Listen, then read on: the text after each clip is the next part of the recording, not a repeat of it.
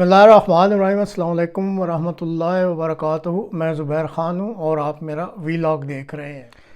Israel पर हमले से बाज रहो, रूस का ईरान को मशवरा। आज के प्रोग्राम का ये मौजू है।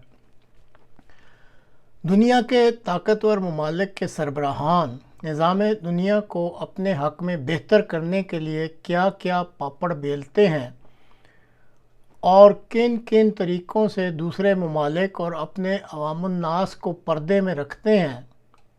आजकल के दौर में तकनीकी तरक्कियां हो जाने की वजह से अब ये बातें ढकी छुपी नहीं रहती। अब दुनिया और आवाम की तसल्ली के लिए 31 जुलाई को हमास के सरबराह की मौत के बाद ईरान ने इसराइल से बदले लेने का ऐलान कर रखा है। अमेरिका और उसके हलीफ इसराइल के दिफा के लिए हर किस्म के कील कांटे से लैस होकर मशरक़ वस्ता में पहुंच चुके हैं और सब उम्मीद लगाए बैठे थे कि सोमवार 5 अगस्त को ईरान की तरफ से इसराइल पर बड़ा हमला कर दिया जाएगा। दूसरी तरफ रूस भी अपनी गेम खेल रहा है और यही वजह है कि सोमवार 5 अगस्त के दिन से ही रूस के साबिक वज़ीर दिफा और मौजूदा रूसी सिक्योरिटी कौंसिल के सरबराह सरगई शोइगु ईरान में नज़र आ रहे हैं।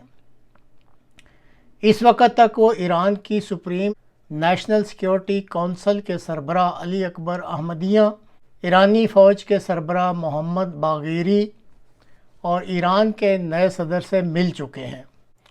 रूस के साबिक वज़ीर दिफा और सिक्योरिटी कौंसिल के सरबराह दरअसल रूसी सदर मुकर्रमी पुतिन साहब का ज़ाती ख़त लेकर ईरान गए हैं, जिसमें रूसी सदर ने ईरान से कहा है कि वो इसराइल की सिविल आबादी को नुकसान पहुंचाने वाले हमलों से बाज रहे। और इस ख़त में ये भी लिखा है कि रूस ईरान और इसराइल के तल्लुकात की बेहतरी के लिए भी मसाई कर रहा है। शुनीद है कि रूसी सदर के इस ख़त पर ईरान में ख़ासा गौर व फ़िक्र किया गया है और ईरान ने रूसी सदर की बात मान जाने की सूरत में रूसी साख्त के जदीद तरीन Su-35 फाइटर जेट के साथ साथ रूसी साख्त के S-400 दिफाई सिस्टम का भी मुतालबा कर दिया है। ये जो S-400 दिफाई सिस्टम है, ये इंतहाई जदीद दिफाई सिस्टम है जिसका रेंज 400 किलोमीटर तक है और इस सिस्टम के तहत एक वक्त में कई अहदाफ को निशाने पर रखा जा सकता है। और इसी तरह अमेरिका के स्टेल्थ एयरक्राफ्ट F-22 और F-35 को भी शनाख्त करने की ये सिस्टम अपने अंदर सलाहियत रखता है।